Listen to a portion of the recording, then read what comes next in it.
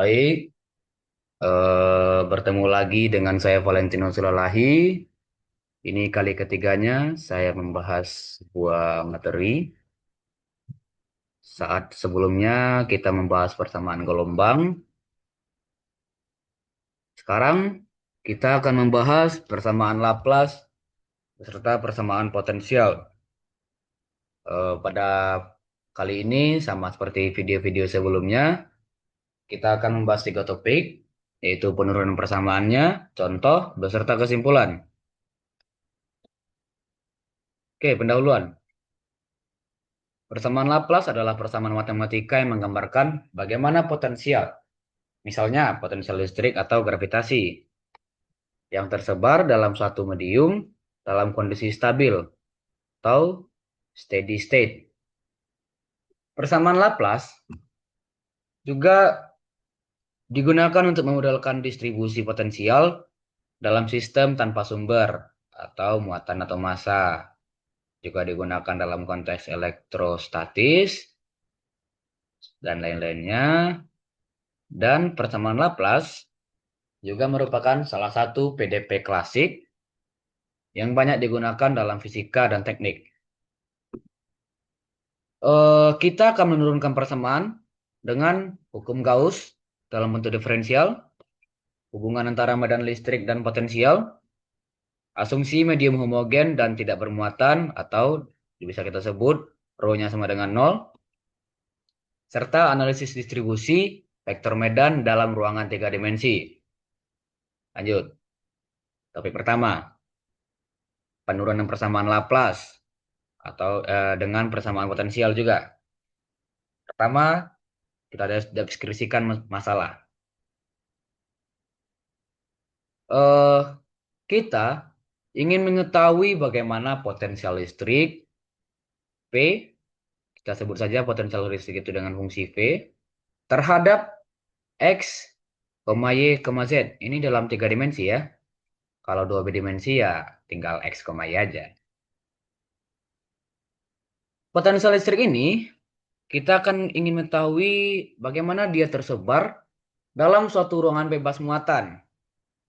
Ruang diasumsikan homogen dan isotropik, serta tidak terdapat sumber muatan di dalamnya.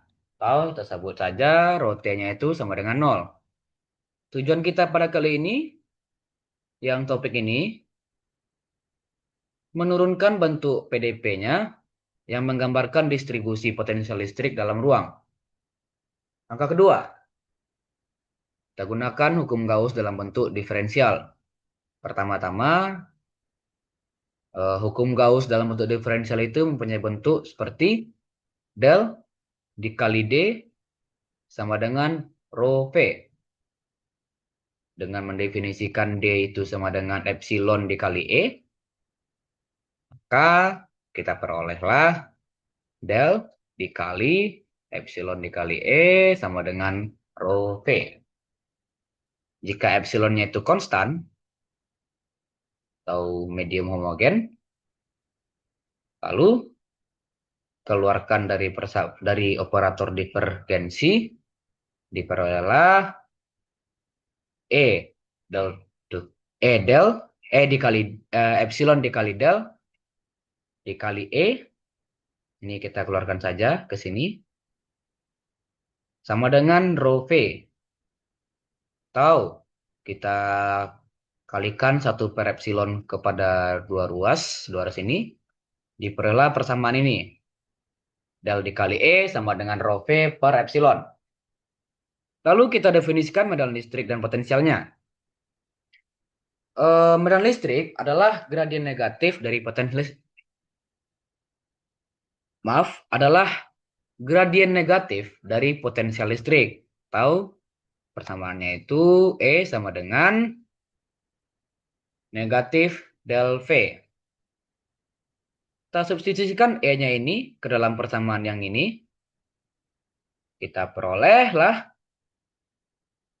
del dikali E itu sama dengan del dikali negatif del dikali V sama dengan negatif del kuadrat dikali V.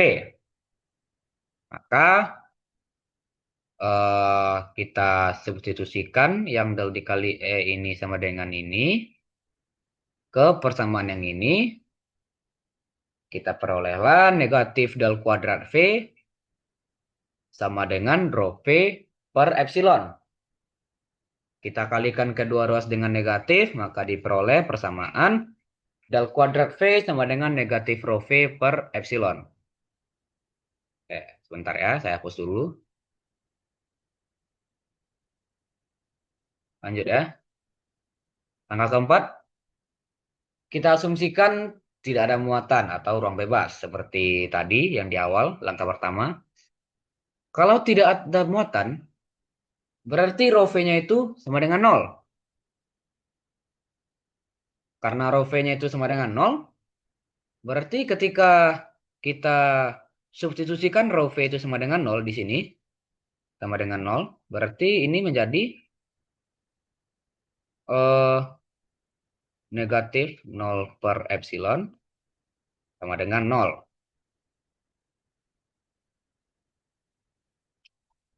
Karena ruas kanan sudah sama dengan 0, maka kita perolehlah bentuk persamaannya itu del kuadrat V sama dengan 0. Ini adalah bentuk umum dari persamaan Laplace. Ini ya. Lalu kita ekspansi persamaan Laplace ini ke dalam koordinat Kartesian 3 dimensi. Karena di awal tadi kita definisikan fungsi V-nya itu terhadap 3 dimensi. Operator Laplace del kuadrat ini, yang ini, itu dalam koordinat Kartesian 3 dimensi dapat ditulis sebagai del kuadrat V sama dengan turunan V terhadap X 2 kali ditambah turunan V terhadap Y 2 kali serta ditambah juga dengan turunan V terhadap Z 2 kali. Karena del kuadrat V sama dengan yang ini, maka diperolehlah persamaan Laplace dalam 3 dimensinya itu menjadi turunan V terhadap X 2 kali ditambah turunan V terhadap Y 2 kali ditambah turunan V terhadap Z 2 kali sama dengan 0. Jadi kita dapat peroleh ya persamaan Laplace kita dalam bentuk 3 dimensi. Oke, selesai untuk topik penurunan persamaan. Lanjut. Sekarang kita lanjutkan ke contoh penerapan dan penyelesaiannya. Diberikan soal, yaitu tunjukkan bahwa fungsi U terhadap X, Y itu yang sama dengan negatif ln akar ini harusnya ada kurung ini. Negatif ln akar dari X kuadrat ditambah Y kuadrat.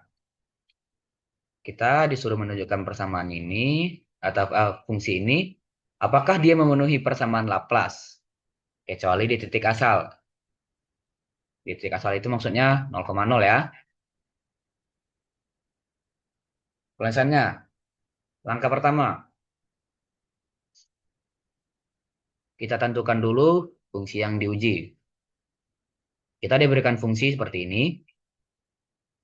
Lalu kita akan membuktikan persamaan Laplace-nya itu benar atau persamaan yang ini sama dengan 0. Kalau dia memenuhi, maka dia benar. Oke, lanjut ke langkah kedua. Kita sederhanakan dulu fungsi ln itu. Kita tahu bahwa sifat logaritma natural itu ln dari, misalkan aja ya, dipangkatkan X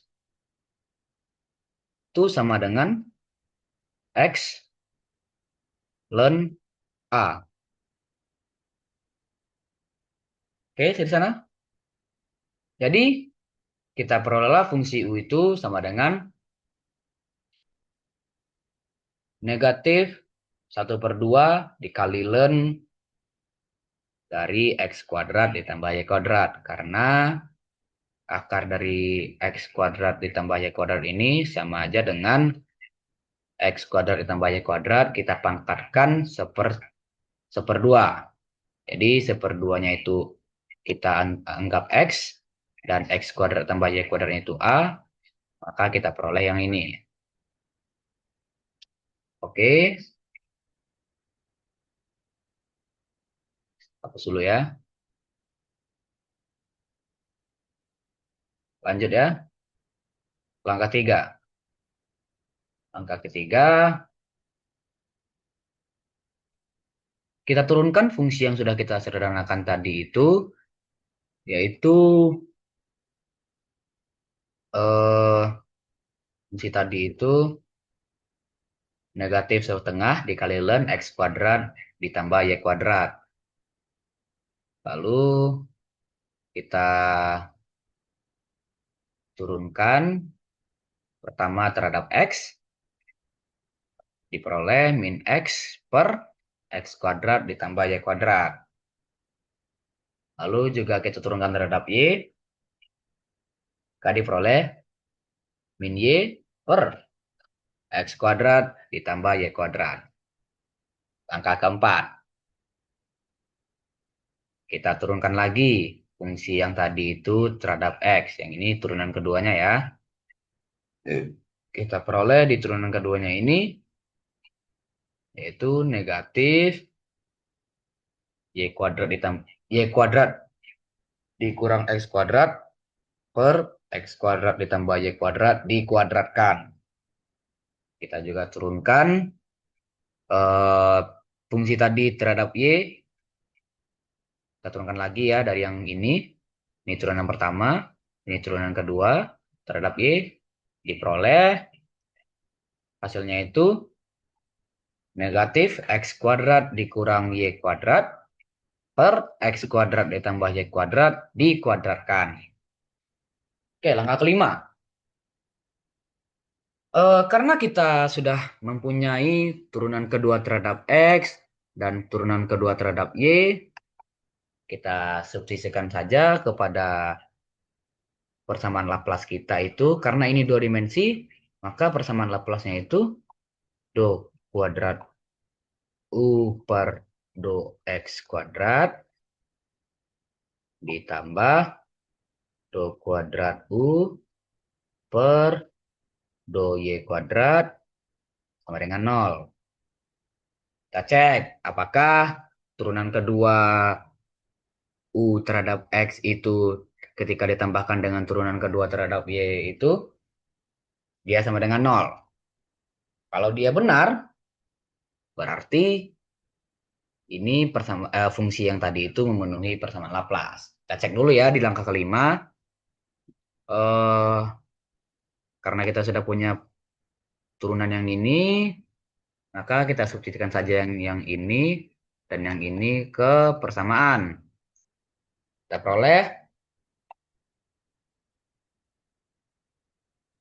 kita peroleh eh, negatif Y kuadrat dikurang X kuadrat per X kuadrat ditambah Y kuadrat dikuadratkan dikurang X kuadrat dikurang Y kuadrat per X kuadrat ditambah Y kuadrat dikuadratkan.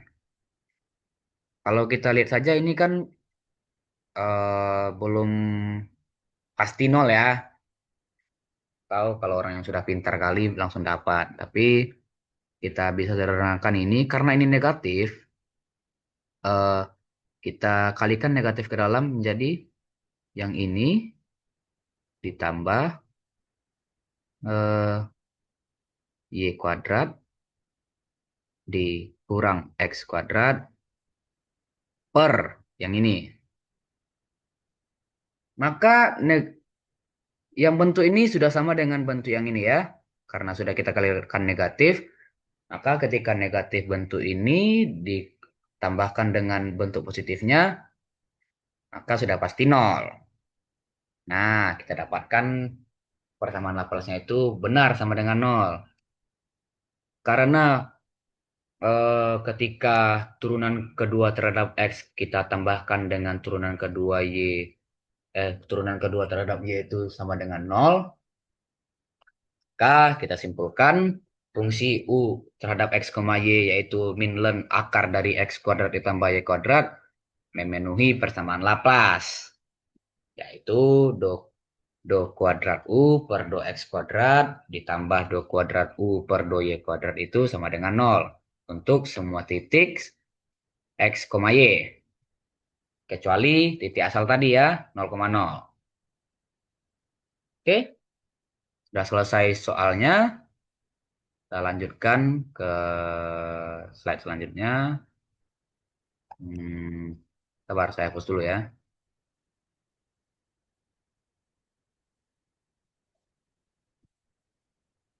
Oke, lanjut.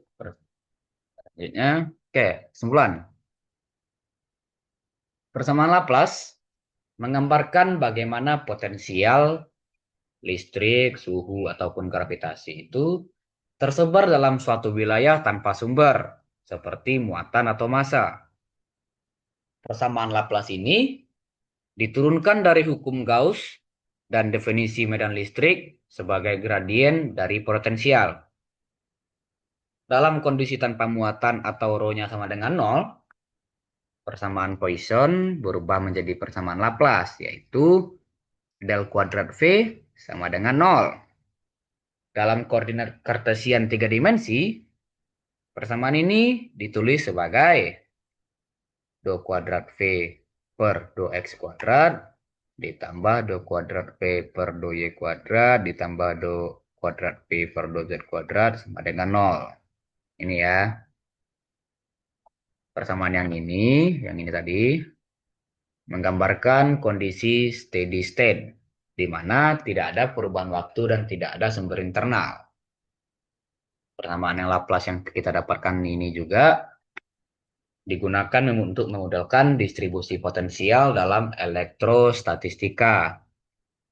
Maaf, elektrostatika atau dengan aliran panas stabil dan medan gravitasi dalam berbagai konteks kimia dan teknik.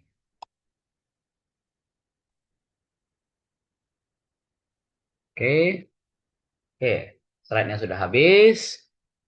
Maka videonya berhenti di sini. Saya ucapkan terima kasih kepada yang sudah menonton. Kembali lagi, saya ucapkan jika ada kata yang salah dari saya saat mengucapkan yang materi di video ini, saya mohon maaf sebesar-besarnya. Saya akhiri. Salam sejahtera untuk semuanya ya.